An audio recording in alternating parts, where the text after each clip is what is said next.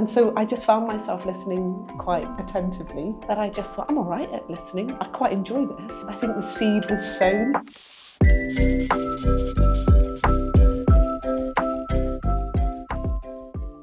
Like, how did you become a psychologist, Laurie? I started working with young people with autism as a support worker for a community service, and really enjoyed that work. I felt like I built some really lovely connections with the young people that I supported. I was very young myself as well. And following that, I then went into residential care. So I worked with children in the care system, again as a support worker, and found that really interesting, and recognised that maybe this is an area that I'd like to work in long term. I think I maybe applied to around 50 different posts in the NHS.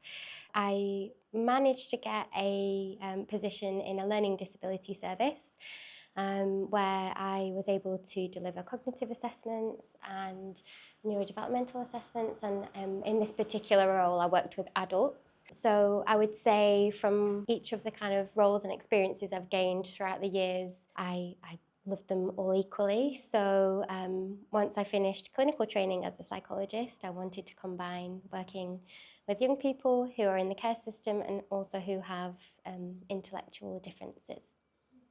What about you, Paula? Do you know, I wanted to be a dentist. Did you?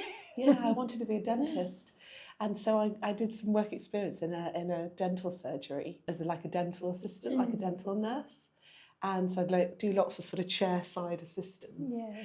And when it would take a bit longer for the anaesthetic to work on the mouth and for everything to go numb, we would sit in the clinics with the person who'd had the anaesthetic and wait for it to take effect.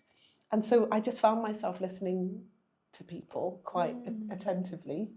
Some of them it would take quite a long time for the anaesthetic to work, and would start talking to me about their problems or their dilemmas. Yeah. And I think actually it happened then that I just thought, I'm all right at listening. I quite enjoy this. And I think the seed was sown. Yeah. And my mum was working in mental health services, and I'd also always had that sort of idea that I might be a teacher. So I've actually done both within my psychology career. I've been a trainer, and I've also been training other clinical psychologists in practice through their doctorate, and also doing the practical work always with young people and families, always for me with young people and families. And that's been my journey into SuperCare now.